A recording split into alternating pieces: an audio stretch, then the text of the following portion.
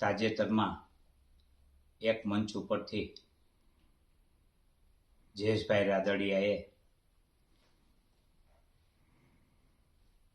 જે પ્રવચન કરે અને હાકલા પડકારાઓ કરે અને સમાજ શ્રેષ્ઠીઓ પર જે પ્રકારના આક્ષેપો કરે તે મારી દૃષ્ટિએ નિંદનીય છે. એક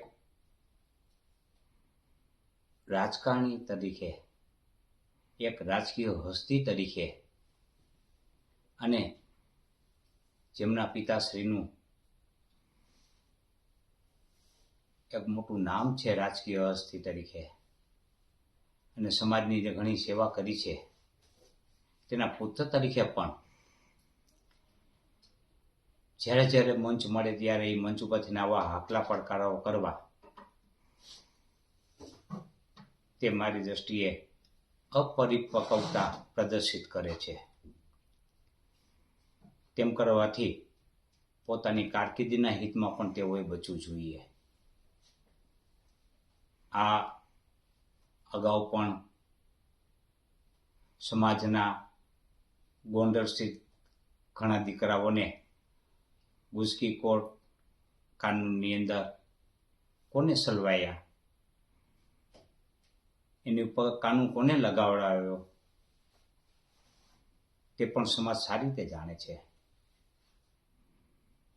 તાજેતરમાં પાયલ ગોટી છે, તેમની પર અત્યાચાર કરવામાં આવ્યો, અડધી રાતે ધરપકડ કરવામાં આવી, પગમાં લાકડીઓ મારવામાં આવી, કોના ઈશારાથી મારવામાં આવી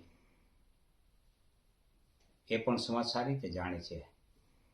તે સમયે હાકલા પડકારાઓ કરવા જોઈતા હતા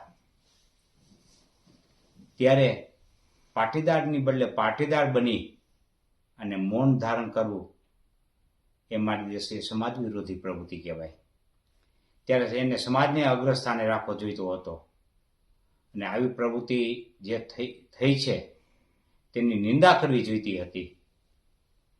તેને બદલે મંચ ઉપરથી સ્વાગત કરવામાં આવે એ તો સમાજનું પણ ઘોર અપમાન છે. આમ કરવું બચવું જોઈતું હતું. સમાજ થકી રાજકીય અસ્તિત્વ હોય છે.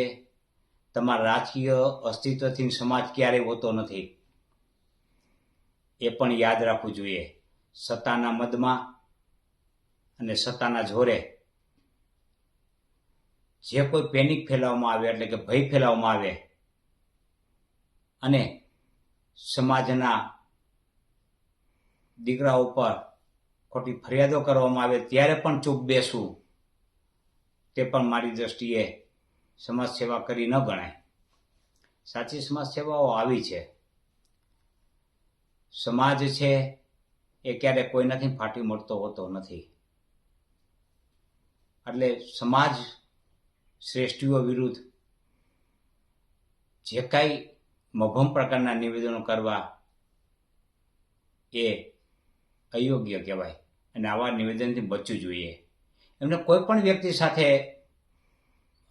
મનભેદ હોય તમે ખુલ્લામાં ચર્ચા કરો, તમે નામજોગ કરો, તમે અનેક ઉપર નિશાન થાય એ રીતે તમે મભમ પ્રકારની વાત કરી અને સમાજ શ્રેષ્ઠીઓને બદનામ કરવાનું જે વૈંતૃક કરી રહ્યા છો તે મારી દ્રષ્ટિએ નિંદનીય છે અને આવી વંતૃકથી બચવું જોઈએ.